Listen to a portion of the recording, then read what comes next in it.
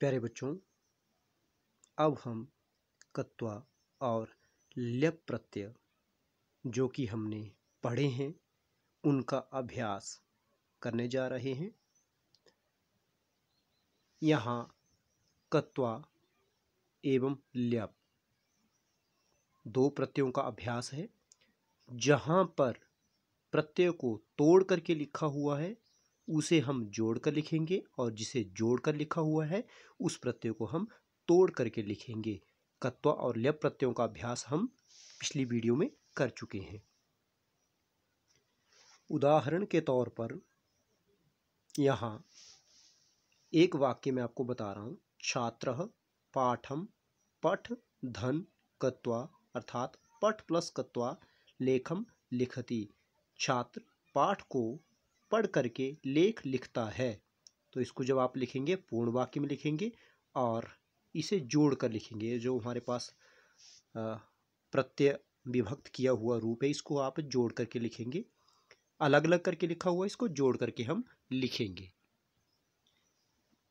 यह देखिए उदाहरण, छात्रः पाठम पठित्वा लेखम लिखति। इसको हमने जोड़ करके लिखा क्योंकि कत्वा प्रत्यय में हमने पढ़ा था कि जब कत्वा प्रत्यय आता है तो कुछ विशेष धातुओं को छोड़ करके बाकी सब में ई आता है और इसका शेष रहता है त्वा।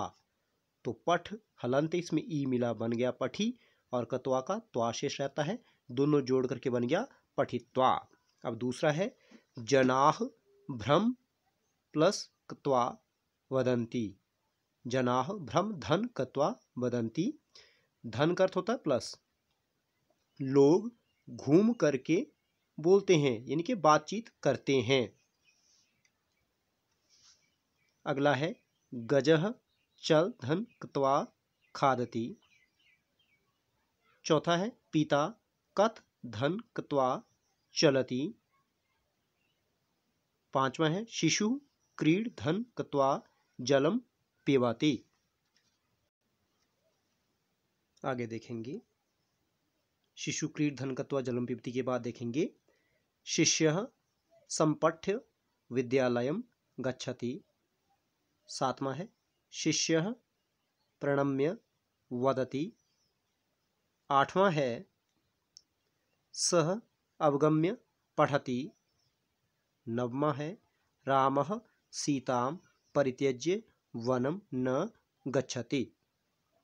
दसवां है देवपूजकः देवं संपूज्य गच्छति। ये जो प्रत्ययों का अभ्यास है यह अभ्यास मैंने आप सबके कक्षा के जो ग्रुप्स बने उनमें डाल दिया है। उम्मीद है अब तक आप कर चुके होंगे। यह इसका उत्तर भी आप साथ साथ में देखते चलें। यह उत्तर कुंजिका की तरह है। जनाः भ्रम धन कत्वा वदन्ति। तो भ्रम हमने पढ़ा था कत्वा प्रत्यय में कि जिन धातुओं के अंत में म या न आ जाए और पीछे कत्वा प्रत्यय हो तो उनमें क्या नियम रहता है कि म जो है वह हट जाता और ई भी हट जाता है। परंतु हमने एक और नियम पढ़ा था कि यदि जो धातु है उसमें प्रयुक्त वर्ण, उसमें जो अक्षर लगे हुए हैं वे एक ही वर्ग के हों, जैसे प फ ब भ म, यहाँ भ और म एक ही वर्ग के हैं, तो ऐसी जब स्थिति हो जब एक ही वर्ग के हों वर्ण तब म भी नहीं हटता और ई भी आता है। तो यहाँ पे म भी नहीं हटेगा ई भी आ जाएगा। तो म हलंत उसमें ई मिल गया भ्रमी और कत्वा का त्वा शेष रहता है, बन गया भ्रमित्वा। यह इसका रूप बनेगा भ्रमित्वा। अगला है गजः चल धन कत्वा खादति। चल धन कत्वा क्या बनेगा? यहाँ पर कोई नियम नहीं है इसलिए ई भी आएगा, त्वा भी जुड़ेगा, बनेगा हमारे पास चलित्वा। यह देखें चल धन कत्वा चलित्वा। पिता कथ धन कत्वा चलति। जब हम चर्चा कर रहे थे कत्वा प्रत्ययों की उस टाइम हमने बात की थी अन्य रूपों की। कथ जो है इसमें य भी जुड़ता है, णिजंत है तो य जुड़ेगा जिससे बन जाएगा कथ ययित्वा। इसका रूप कथित्वा नहीं बनेगा, कथयित्वा कथयित्वा। अगला है शिशु क्रीड धन कत्वा जलम पिबति। बच्चा खेलने के बाद पानी पीता है तो क्रीड धन कत्वा यहाँ पर भी अंतिम न म कुछ ऐसा नहीं है, इसमें ई जुड़ेगा और कत्वा का त्वा जुड़ेगा, रूप बनेगा क्रीडित्वा। इसको देखें, शिशु क्रीडित्वा जलम पिबति। अब अगला है हमारे पास ल्यप प्रत्यय का रूप है, शिष्य संपठ्य विद्यालयम गच्छति। तो यह किसकी पहचान है? त्वा तो हो गया हमारे पास कत्वा की पहचान। तो यह जो पहचान थी हमने चर्चा की थी, पढ़ा था इस बारे में, यह ल्यप प्रत्यय की पहचान है। तो इसको अलग करेंगे, सम इसमें उपसर्ग है, पठ धातु है और ल्यप प्रत्यय है। और इसे ऐसे लिखा जाएगा, सम म आधा है यानी कि उपसर्ग है, तो यहाँ लिख दिया, पूरा करके हलंत लगा दिया गया इसे। पठ ठ में य मिल गया, इसका अर्थ यह है कि ठ आधा है, पठ धातु है, लिख लिया। यह किसकी पहचान है? ल्यप प्रत्यय का। तो प्रत्यय का हमने यहाँ पे जो रूप है प्रत्यय का वह लिख दिया कि प्रत्यय कौन सा है, ल्यप, सम पठ ल्यप। शिष्य सम पठ ल्यप विद्यालयम गच्छति। अगला है शिष्य प्रणम्य वदति।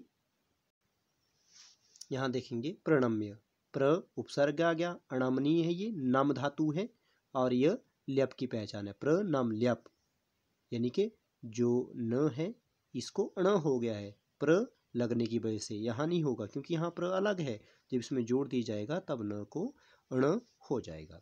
अगला है सह अवगम्य पठति, वह समझ करके पढ़ता है। अब उपसर्ग है, गम धातु है और यह जो है किसकी पहचान है? यह ल्यप प्रत्यय की पहचान है।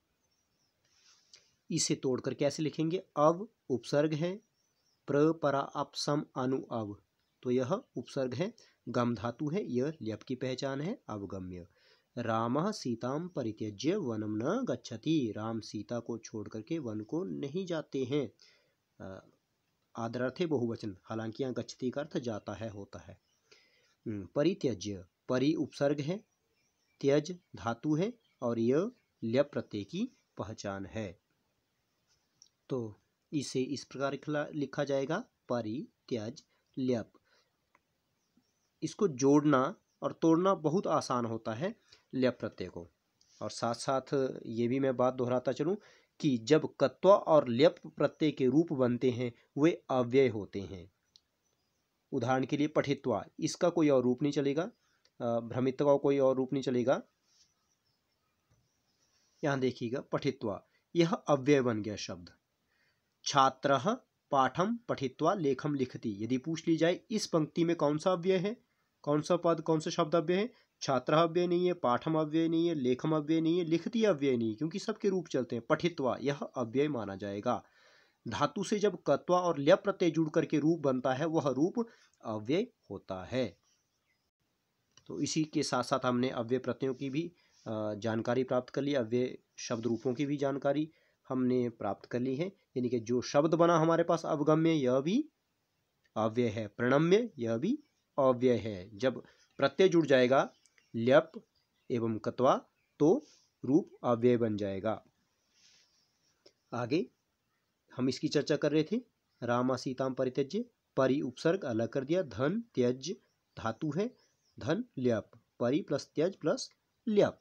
अगला है देव पूजकः देवम संपूज्य गच्छति, जो देव पूजक है ब्राह्मणः, जो पुजारी है देव पूजक, वह देव की पूजा करने के बाद जाता है। संपूज्य, सम इसमें उपसर्ग है, जैसे हमने संपठ्य में देखा था वैसे ही सम उपसर्ग है। पूज जो आधा है यह धातु है, यह ल्यप प्रत्यय की पहचान है।